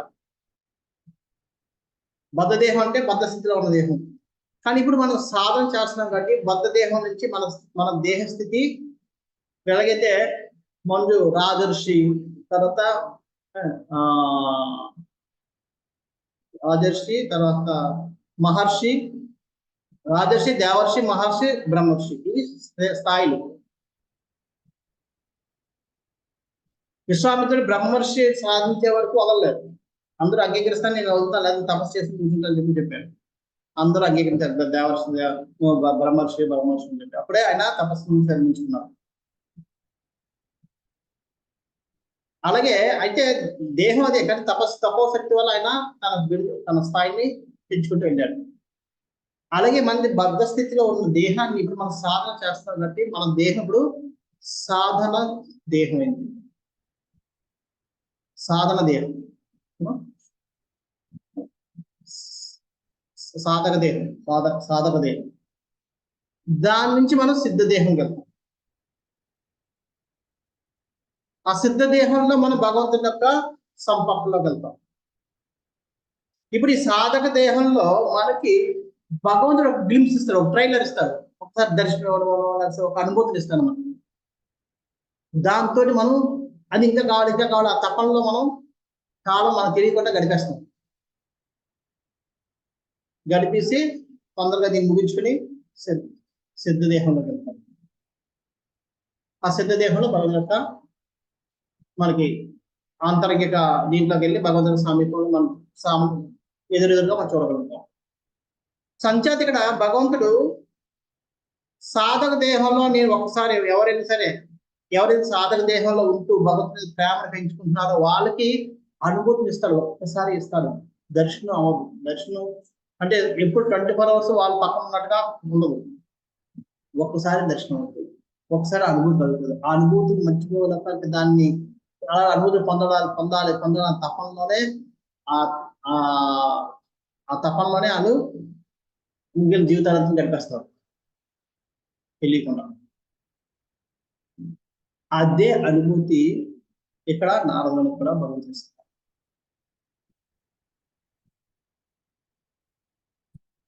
భగవంతుడు ఎప్పుడు కూడా సంపూర్ణంగా తన యొక్క అసోసియేషన్ ని సాధక దేహంలో ఉన్న భక్తులకి ఇవ్వడం, వాళ్ళకి ఆ కోరికను పెంచడం కోసం ఒక్కసారి ఒక ట్రైలర్ ఇస్తాడు, ట్రైలర్ చూపించేస్తాడు. మచ్చు పూర్వం మచ్చు తీసుకొని మచ్చు ఇవ్వండి, బెల్లం ఉన్నా సరే, బెల్లం ఉన్నారంటే చిన్న మచ్చు ఇవ్వండి, తింటాం, బాగుందంటే కొంటాం, లేదంటే ఇంకోటి ఇలాగా. సో అదే విధంగా భగవంతుడు నాకు ఒక చిన్న మచ్చు లేకపోతే ఒక ట్రైలర్ చూపిస్తాడు మనం, దాంతో మనం ఇదవుతాం. ఈ విధంగా భగవంతుడు చేస్తున్నాం. తర్వాత తత్సేవయా దీర్ఘమా మాపి జాత మయి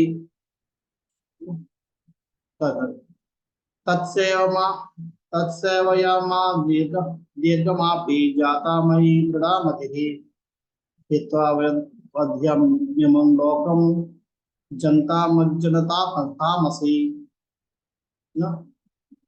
పరతత్వములకు వనర్చడి కొలది దినమల పరతత్వములకు వనర్చడి కొలది దినమల సేవ చేతనే భక్తుడు నాయడ దృఢమతుడగును. పరతత్వములకు వనర్చడి కొలది దినముల సేవ, కొలది అంటే కొన్ని దినాల సేవ చేతనే భక్తుడు నాయన మతుడగును. తత్ఫలితంగా అతడు దుఃఖపూర్ణమైన ప్రస్తుత భౌతిక జగములను వీడి పిమ్మట ఆధ్యాత్మిక జగత్తును చేరి నా పార్శ్వదగును. అంటే మనం ఎప్పుడైతే భగవంతుని సేవ అది ఆబ్వియస్. ఎందుకంటే మనం 100 సంవత్సరాల్లో ఆల్రెడీ మనం 30 సంవత్సరాలు 40 సంవత్సరాలు మన భక్తి లేకుండా గడిపేసాం. ఉన్నట్లో మళ్ళీ 10 సగం పడుకునే ఉంటాం. చేసే చాలా తక్కువ. అంత తక్కువ సేవలోనే మనకి ఇంత దృఢమైన కోరిక పొందాలి, భగవంతుడు మనం పొందాలి అని చెప్పి. భక్తుడు నా ఎడ దృఢ మతుడు మతుడు అంటే సంపూర్ణంగా మనం ఎప్పుడు భగవంతుడిని దర్శిస్తూ భగవంతుడిని తలుచుకుంటూ ఉంటాం. దాని ఫలితంగా దుఃఖపూర్ణమైన ప్రస్తుత భౌతిక జగములను వీడి పిమ్మట ఆధ్యాత్మిక జరిగి నా పార్శ్వము ఆ దృఢ మతి వల్ల, అంటే భగవంతుని ఇప్పుడు స్మరిస్తూ ఉండడం వల్ల ఏమవుతుంది, మనం భగవంతుని పార్శ్వము అయిపోతాం అతి తొందరలో. ఈ భౌతిక జగత్తులో ఎలాగైపోతుందో తెలియదు, ఎందుకంటే మనకి ఎప్పుడు కూడా ఆ ఆలోచనలో ఉంటాం కాబట్టి. ఇక్కడ జనాలు రోజులు వెళ్ళిపోతుందో తెలియదు. నిన్న ఎవరు మాట్లాడకో తెలియదు. నేను ఏదైనా బాగా నిద్ర వస్తుంది, ఎవరికి ఫోన్ మాట్లాడాలి, ఏం మాట్లాడి తెలియదు. అది మళ్ళీ ఏం చేయాలో చెప్తాం అనుకుంటా కానీ ఎవరు నాకు గుర్తు రావడం లేదు. మాట్లాడేశాను. అంటే నిద్రలో ఉన్నప్పుడు కొన్నిసార్లు ఏం మాట్లాడడం తెలియదు, ఎవరితో మాట్లాడకో తెలియని పరిస్థితులు మాట్లాడేశాను. వాళ్ళు చెప్తా అనుకున్నా, ఏం మాట్లాడినా అడుగుదాం అనుకున్నా కానీ ఎవరు కూడా గుర్తు రావడం లేదు. ఫోన్ అదే గుర్తుకొచ్చింది, ఏదో చూడాలి ఫోన్ ఆ టైంలో ఎవరు ఫోన్ చూసి ఫోన్ బట్టి మాట్లాడాలి. అంటే నాకు అక్కడ ఫోన్ మాట్లాడుతున్నట్టు అయిపోయింది కానీ నాకేం తెలియదు. మనం అదే స్థితిలో వెళ్ళిపోతాం. ఎప్పుడైతే ప్రేమాంజలి చురిత భక్తి విలోచన అన్నది వస్తుంది, ప్రేమాంజలి కంటకి కళ్ళకి కాటుకు కట్టుకుంటే ప్రేమ అనే కాటుకు మన కళ్ళ చదివితే మనకంతా భగవంతుడే కనబడుతుంటాడు. దాంట్లో ఇక్కడికి ఏం కావాలో చేస్తుంటాం, పనులు అయిపోతాయి కానీ ఏం చేసామో తెలియదు, ఎలా చేసామో తెలియదు, ఏం వస్తుందో తెలియదు, టైం వెళ్ళిపోతుంటాం. ఆ విధంగా ఇక్కడ భగవంతుడు యొక్క సేవలో దృఢమతుడు అయినప్పుడు ఈ భౌతిక జగత్తు చాలా తొందరగా ఎలా గడిచిపోతుందో కలిసిపోయి ఆధ్యాత్మిక తెలిపి భగవంతుడికి పార్శ్వమై. అసలు సేవ అంటే ప్రభుపాలో చెప్తున్నాను. పరసత్వ సేవనం అనగా ప్రామాణికుడైన ఆధ్యాత్మిక గురువు నిర్దేశంలో శ్రీకృష్ణ భగవానునికి భక్తిత్వ సేవను వనర్చుటే అని భావము.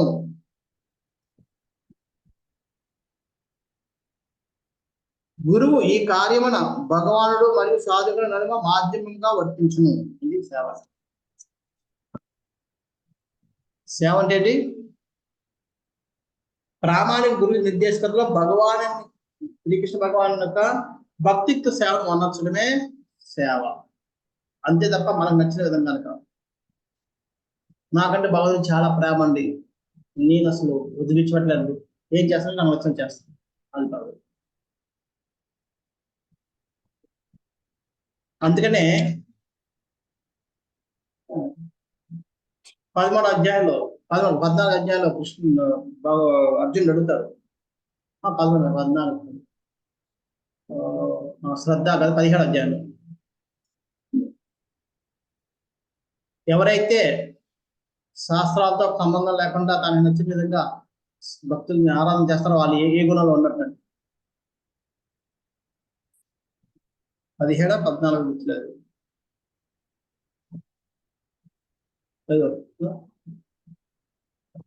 అడుగుతాడు, వాళ్ళు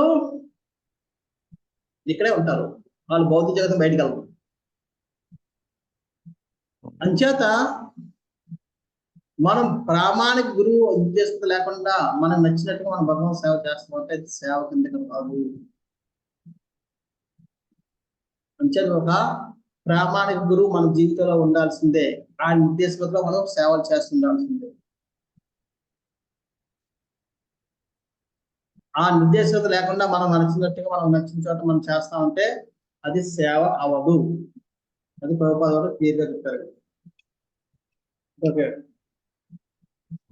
మతన్మయీ నిబద్ధేయం నా విపద్యేత కర్హిచిత్ ప్రజాసర్గ నిరోధేపి స్మృతిశ్చ మదనుగ్రహాత్. నా భక్తి యందు నియుక్తమైన మేధస్సు ఏ కాలం నందును భంగపడదు. మా మేధస్సు అంటే బుద్ధి. నా భక్తులు నియమిస్తున్న బుద్ధి ఏ కాలం నందు కూడా భంగపడదు. తత్కారణ సృష్టి సమయములను ప్రళయ కాలం నందును నా కరుణించే నీ దివ్య శృతి అంకుటితంగా నిలిచి ఉండగలదు. అందుకనే నారదుడు ఇవన్నీ గుర్తుంచుకోగలుగుతున్నాడు. అదే అడిగాడు, నీకు ఇవన్నీ ఎలా గుర్తున్నాయి? వేదవ్యాసుడు అదే అడిగాడు. ఇక్కడ ఏం చెప్తున్నాడు? నా తత్కారణమున సృష్టి సమయములను ప్రళయ కాలం నందును నా కరుణించే నీ దివ్య స్మృతి అంటే అంకుటితంగా నిలిచి ఉండగలదు. ఇది భక్తి చేసిన వాళ్ళతో ఉన్న గొప్ప లక్ష్యం. భారత మహారాజు ఆయన కూడా తన యొక్క పాతకాలం గుర్తుంది. ఆయన జగ్గగా ఉన్నప్పుడు కూడా అరే నేను ఇలా బతుకున్నానని గుర్తుంది. జడభరతుడు అదే ఆయన మళ్ళీ జడభరతుడు అవుతాడు, అప్పటికి గుర్తుంది. ఈ విధంగా భక్తులకి వారి యొక్క పూర్వకం గుర్తుంటారు. ఇప్పుడు నారదముని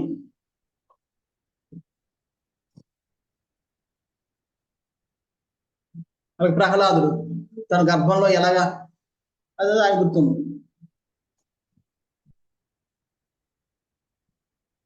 అలాగే నలకోవేల మణిగ్రీవం. ఈ విధంగా భక్తిలో ఉన్న గొప్పతనం అని గుర్తుంటారు. అంటే ఇక్కడ నా భక్తి యందు నియుక్తమైన మేధస్సు ఏ కాలంలో భంగపడదు. అంతే, భంగపడదు అంటే అర్థం ఏంటి? పక్కదారి ఒక్కసారి కానీ మన మనస్సు మనం భగవంతుడికి నిర్మూలంగా ఒకసారి అంకితం చేయగలిగితే మళ్ళీ మనం వెనక్కి తీసుకోవాలి. మనం తీసుకోవాలి భగవంతుడు పట్టించుకుంటాడు. మనం ఇంకా అది కట్టలేదు కాబట్టి అప్పుడప్పుడు మర్చిపోతుంటాం. అప్పుడప్పుడు ఎప్పుడు మర్చిపోతున్నాం, అప్పుడప్పుడు గుర్తొచ్చు. భగవంతుడికి భరోసా ఇది. ఒక్కసారి నా అందు నేను మేధస్సు ఏ కాలం ముందు భంగపడదు. అంతేకాదు దాన్ని ఇప్పుడు మర్చిపోం కూడా. సృష్టి సమయంలో కానీ ప్రళయ సమయంలో కానీ ఏ సమయంలో కూడా నువ్వు మర్చిపోవు. శ్రీకృష్ణ భగవానుకు వనర్చినట్టి భక్తుక్త సేవ ఎన్నడూ వృధా కాదు. ఆ దేవదేవుడు నిత్యుడైనందున అతని సేవ యందు నీకు గావిపడి మేధస్సు లేదా అతనికి సంబంధం వనర్చినట్టు ఏదైనా నిత్యమే కాగలదు.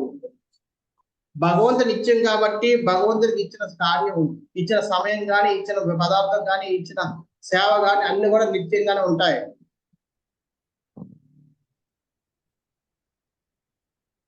దేవతలు నిత్యులు కాదు కాబట్టి వాళ్ళు మనం చేసిన సేవ కానీ వాళ్ళు ఇచ్చినవి కానీ ఏవి కూడా నిత్యంగా ఉండలేవు,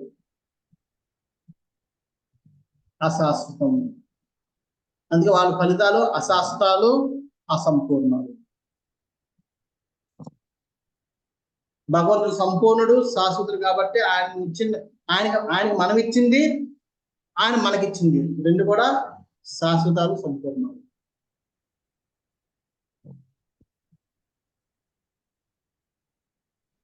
అంచేత మనం భగవంతుడి సేవలో భంగపడతామని భయం ఏనాడు కూడా చెందాల్సిన అవసరం లేదు.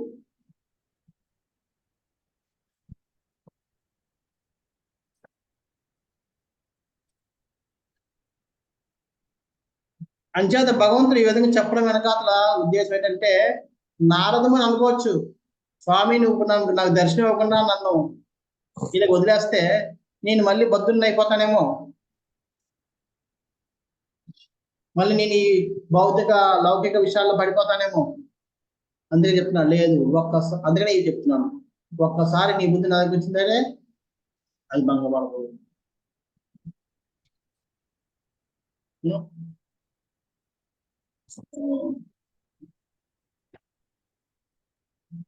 భగవద్గీతలో చెప్తాడు, నేను పదం ఏంటి శ్లోకం, ఓ అర్జున డిక్లేర్ నా భక్తుడు ఎప్పుడు కూడా నశించడు అని చెప్పి. అది లైన్ ఏంటి, నమ్మే భక్త పరమశుద్ధి, అదేనా శ్లోకం? क्षिप्रं भवति धर्मात्मा ఆ? क्षिप्रं भवति धर्मात्मा शशशान्ति न गच्छति అదా నాకు గుర్తులేదు చూడాలి. నా భక్తుడు ఎప్పుడు నశించని చెప్పి చెప్తారు. అంచేత ఒక్కసారి మనం భగవంతుడి యొక్క దీంట్లో మనం ఇదైతే మళ్ళీ మనం వెనక్కి ఎడకాడే ఇదే ఉంది. అంచేత నారదుడు భరోసా ఇస్తున్నాడు, నువ్వు మళ్ళీ పడిపోతున్నావు, నువ్వు చింతించాల్సిన అవసరం లేదు, నీ బుద్ధి ఆల్రెడీ నాలో ఫిక్స్ అయిపోయింది, అంటే నీకు దండం పడదు. అదే విశ్వనాథ చక్రవర్తి చెప్తున్నారు, ఎందుకంటే నువ్వు ఆల్రెడీ ప్రేమ వల్ల నాలో నీ చింతన అంతా నా మీద ఉంది కాబట్టి, నువ్వు నేను శాశ్వతం కాబట్టి నువ్వు నాకు చింతన ఇచ్చి నీ చింతన నా మీద ఉంది కాబట్టి నీ చింతన కూడా శాశ్వతంగా ఉండిపోతుంది. అలాగే అందుకే కృష్ణ చైతన్యం అంటే ఉపాధి. ఒకసారి మన చైతన్య కృష్ణ మీదకి వెళ్తే మనం శాశ్వతం, కృష్ణుడు శాశ్వతం కాబట్టి కృష్ణ మీద పెట్టిన వాళ్ళ చైతన్యం కూడా శాశ్వతంగానే ఉండిపోతుంది. ఈ విధంగా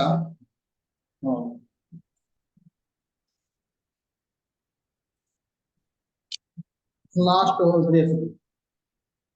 హరే కృష్ణ ప్రభుజీ. ఆ తర్వాత భాషణ లైన్లు కూడా చెప్పండి ప్రభుజీ. భాషణలో తర్వాత లైన్లు కూడా చెప్పండి ప్రభుజీ. భగవాన్ వనర్చబడి అట్టి భక్తుల సేవ జన్మజన్మగా ప్రోగుపడిన నీవు భక్తుడు పరిపక్వ చెందినతనే ఆ ప్రోగుపడిన సేవ దేవదేవుని సాంగత్యం పొందుటకు అతనికి అర్హతను కలిగించడానికి భగవద్గీత తిరుగుతున్నది. ఇది మనం చెప్పుకున్నాం ఇంతకుముందు. ఎప్పుడైతే వర్షజాలంలో ఇది నశించదు కాబట్టి మళ్ళీ మనం చేస్తే అది మళ్ళీ దానికి యాడ్ అవుతూ ఉంటుంది. మనిషి జన్మలోనే కదా ప్రభుజీ, మిగిలిన జన్మలు కాదు కదా. మిగిలిన జన్మల్లో మనకి అవ్వదు. మిగిలిన జన్మలో అంతా మనకు శిక్ష పొందుతుంది. శిక్ష మన కర్మను మనం తగ్గించుకుంటున్నాం.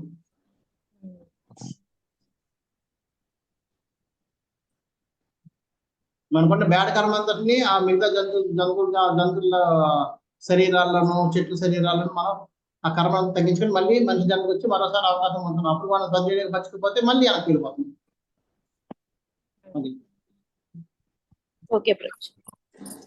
జన్మజన్మలో ప్రోగైడి భగవత్ సేవ ఏనాడు నష్టం కాబోదు. పైగా పరిపక్వత పొందినంత వరకు అది క్రమంగా వృద్ధి చెందుతుంది. మనకు తెలిసింది కానీ నేను దాన్ని చెప్పడం లేదు. నెక్స్ట్ ఏతావదుక్వో పరరామ తన్మహ భూతం నభోలింగ మలింగమేశ్వరం అహం చ తస్మై మహతాం మహీయసే నిర్ష్ణావనామం విదదేను కంపితః. శబ్ద రూపమున మూర్తిభవించిన కనులకు అగోచరుడయ్యును పరమాత్ముడైన ఆ పరమాధికారి ఎదుప పలుకుట నాపిను.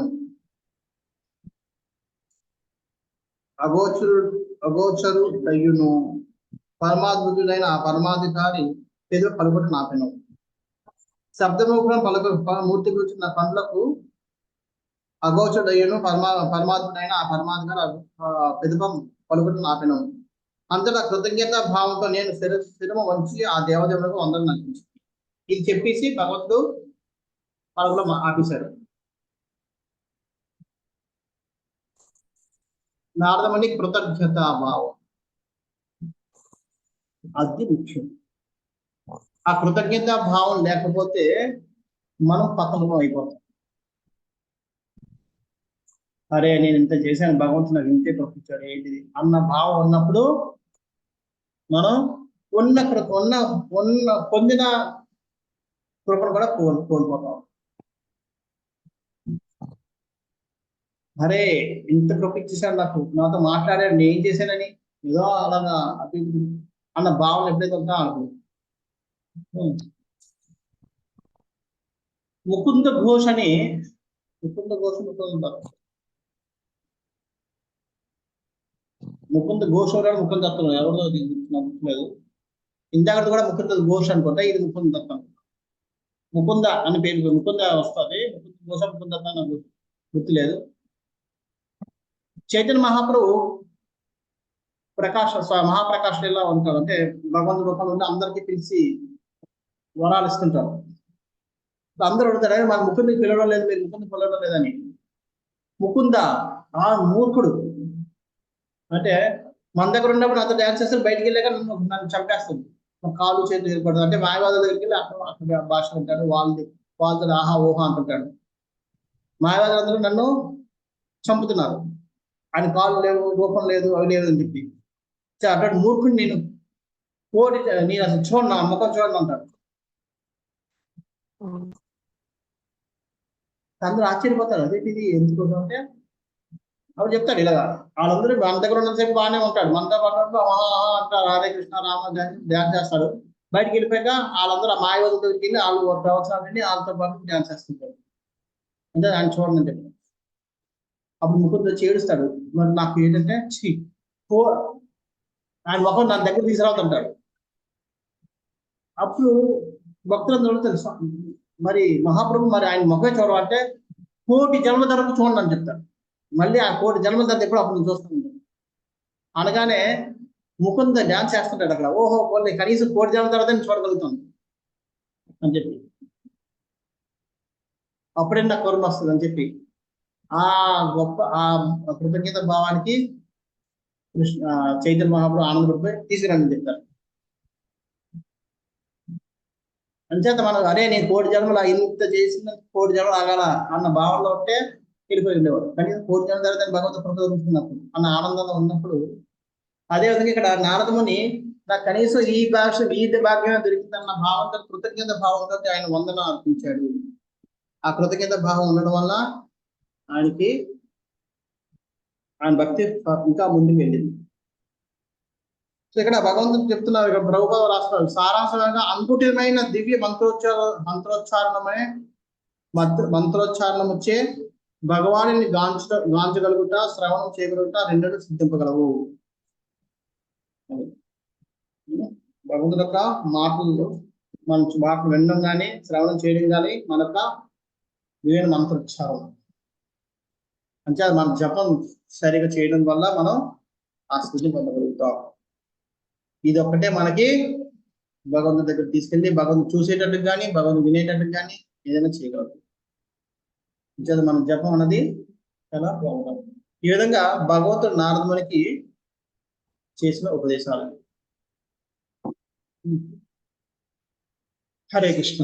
కరెక్ట్ గా కృష్ణ ప్రభు, ఇది ఒకసారి కృష్ణుడు కనపడినప్పుడు, అంటే నారదుడికి అలా పతనం అవ్వరు అని చెప్పారు కదా ప్రభు కృష్ణుడు. మరి ధ్రువుడు ఎందుకని ప్రభు ఒక్క విషయంలో అలా పతనం చెందాడు, తమ్ముడి విషయంలో?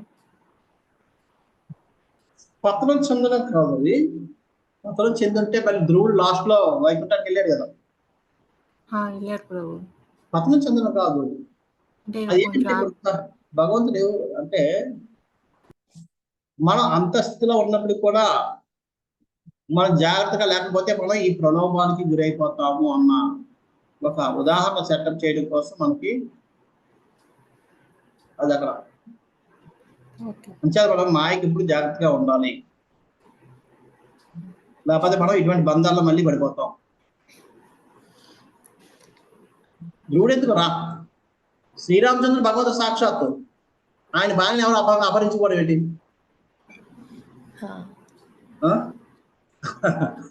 అది అయ్యే పనేనా?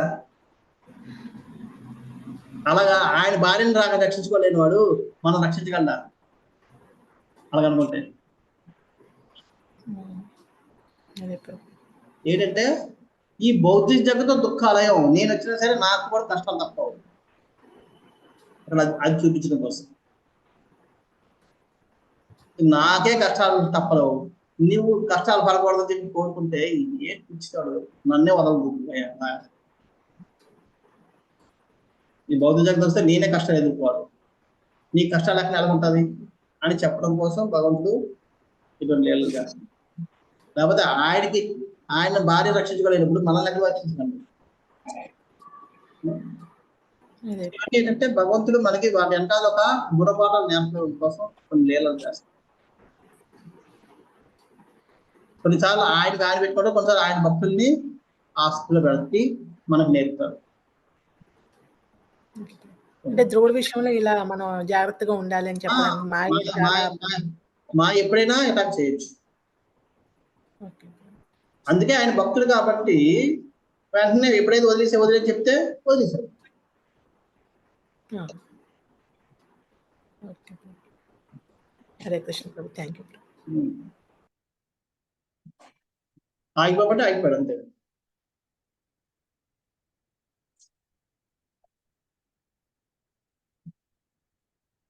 ప్రభుజీ అట్లాగా ఎక్కువ మగవాళ్ళకి మాత్రమే జరిగిద్దా ప్రభుజీ? అట్లా ఎక్కువ భగవత్ కృప అనేది మగవాళ్ళకి మాత్రమే ఎక్కువ దొరికిద్దా? అదేం లేదు, ఆడవాళ్ళు కూడా జరుగుతుంది. మీరాబాయ్, సక్కుబాయ్ ఇలా ఉన్నారుగా. అంటే వీళ్ళందరూ ఇప్పుడు వాళ్ళ ఇంటిని వాటిని వదిలేసి వెళ్ళిపోయారు కదా, భార్యని అట్లాగా. అలాగే వదిలేయడం లేదు, ఇప్పుడు తుకారం ఎక్కడ వదిలేశాడు? భార్యతో పాటు ఉన్నాడు. ఓకే ప్రభు.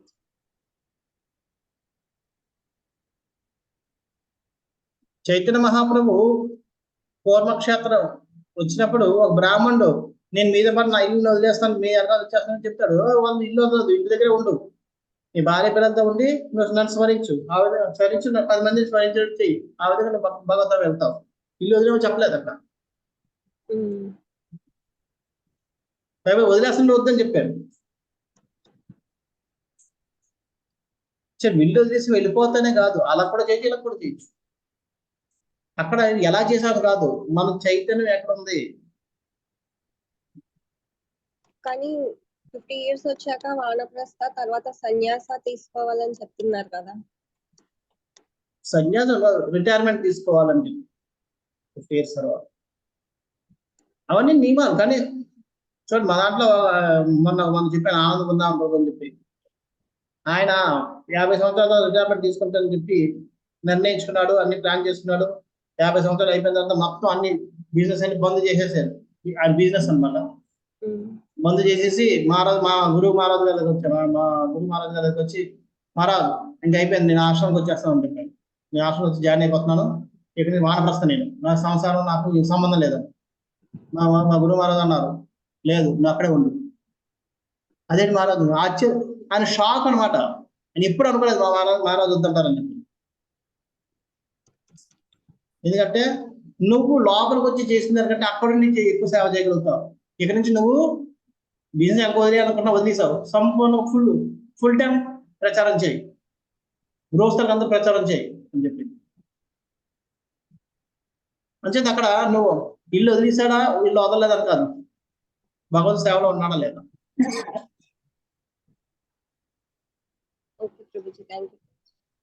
ఇప్పుడు ఆయన ఆన్లైన్ లో ప్రచారం చేస్తున్నాడు. ఆయన ఛానల్ 4,000 మంది సబ్స్క్రైబర్స్ ఉన్నారు. అయితే ఆయన ఎవరు పడితే సబ్స్క్రైబ్ చేయలేరు, ఆయన సబ్స్క్రైబ్ చేసుకోవడానికి లేదు. ఆయనకి ఏంటంటే రోజు 16 మాలలు 8 గంటల్లో అయిపోవాలి. సాటర్డే సండే 32 మాలలు చేయాలి. నెలకు ఒకసారి 64 మాలలు చేయాలి. ఇవన్నీ మీరు రెగ్యులర్ గా చేస్తే మిమ్మల్ని ఆ గ్రూప్ లో ఉంచుతారు, లేదా మిమ్మల్ని తీసేస్తారు. ఇలా అంటే ఆయన స్టాండర్డ్ పెట్టాడు, ఆ స్టాండర్డ్ వల్లనే మా గ్రూప్ లో, లేకపోతే అవసరం. సో ఆ విధంగా అది మనం చేస్తున్నామా లేదా అన్నది ఆయన మనం చెప్పాలి కదా. లేదు, మీరు ఆయన జపంలోకి వెళ్తే మీరు వీడియో ఆన్ చేయకపోతే ఫోన్ వచ్చేస్తుంది వెంటనే, వీడియో ఎందుకు ఆఫ్ చేశాను. జపాలో కూర్చుని మీరు పడుకుంటే ఫోన్ వచ్చేస్తుంది, పడుకున్నారు లేకుండా చెప్పి. ప్రభుజీ మీరు అలా పెట్టారంటే అంతే, ఇంకా ముందు నీరు పడుకోకుండా ఉంటాయి కదా.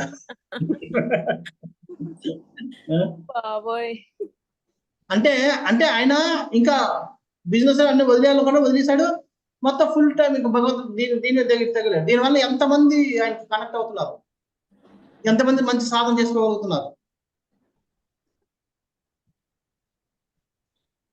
ఆ విధంగా ఆయన భక్తుల ముందుకు వెళ్తున్నాడు, 10 మంది భక్తి తీసుకెళ్తున్నాడు. అలాంటి వాళ్ళకి ఇదే లాస్ట్ జన్మ. వాళ్ళు కంప్లీట్ గా భగవంతుడికి ఇస్తారు ఆ జీవితాన్ని. గురువు చెప్పాడు అంతే. గురువు యొక్క ఆయనకి ఇష్టం ఉన్నా లేకుండా ఇష్టం ఆయన కళ్ళ కూడా అనుకోలేదు. ఆయన పెద్ద షాక్ అది బాలరాజు వద్దంటారని. అదే ఇప్పుడు కూడా కళ్ళు కనేవాడు. ఇంకా 2 సంవత్సరాలు మీతో పాటు ఉంటాను అని అనుకుంటేవాడు మా దగ్గరికి. మీ పక్కనే పడుకుంటాడు, మీరు నేను పక్క పక్కన పడుకుంటాం అని అంటుండేవాడు. కానీ గురువు వద్దన్నాడు, దాంట్లోనే ఆనందం, దాంట్లోనే చేయడం మొదలుపెట్టాడు. ఒకవేళ అట్లా రాణిస్తే గనక వైఫ్ అండ్ హస్బెండ్ ఇద్దరు ఆ గురువు దగ్గరికి చేరొచ్చా? అందుకనే మనం చెప్పాను కదా ఉదాహరణ, వాళ్ళ హాస్పిటల్కి వెళ్ళి వాళ్ళ వైఫ్ కి ఈయనకే ఇప్పుడు వైఫ్ అండ్ హస్బెండ్ ఇద్దరు అక్కడికి వచ్చి ఉండొచ్చా? ఆశ్రమానికి వచ్చి ఉండాలి? లేదా వైఫ్ హస్బెండ్ ఉన్నాడు. వైఫ్ వాళ్ళ అబ్బాయితో ఉంటది. ఆయన వచ్చేద్దాం అనుకున్నాడు కానీ ఆయన రాను. మహారాజు అన్నా నువ్వు ఇక్కడికి వచ్చేటట్టే అక్కడే నువ్వు ఎక్కువ సేవ చేయగలవు, ఎక్కువ నువ్వు ప్రచారం చేయగలవు, చేయండి. ఇప్పుడు ఆయన ఇంకా ప్రచారం మొదలు పెట్టాడు, ఛానల్ మొదలు పెట్టాడు. అంతకుముందు ఛానల్ గా ఉండేది కావు. చాలా మంది ఎంతో మంది లెక్చర్లు ఆయన లెక్చర్లు విని ఎంతో ఇన్స్పైర్ అవుతున్నారు. ఆయన ప్రచారం చేస్తాడు. ఆ విధంగా గురువు చెప్పినట్టు చేస్తున్నాడు. ఆ విధంగా గురువు చెప్పినట్టు చేసినందుకు ఆయన భగవద్ధామ గ్యారంటీ. ఈ విధంగా మనం ఈ లైఫ్ లో వెళ్ళిపోతాం అలా చేస్తే. 100 లైఫ్లు అవసరం లేదు. మన శక్తి కొద్దీ మనం అంకిత భావం, మన భగవద్గీత అంకితం అయిపోతే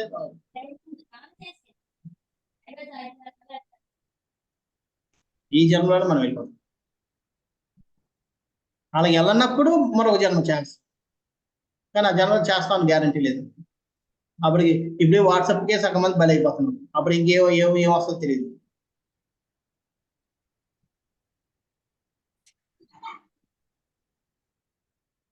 ప్రభుపాద की जय, अनुराग श्रीमद् भागवतम की जय। वांछा कल्पतरुभ्यश्च कृपा सिन्धुभ्यश्च पतितानां पावनेभ्यो वैष्णवेभ्यो अनंत कोटि वैष्णव की जय। हरे कृष्ण। हरे कृष्ण प्रभु धन्यवाद। हरे कृष्ण। धन्यवाद। Prabhuji, so I should not go. I want to go. Call me. Okay.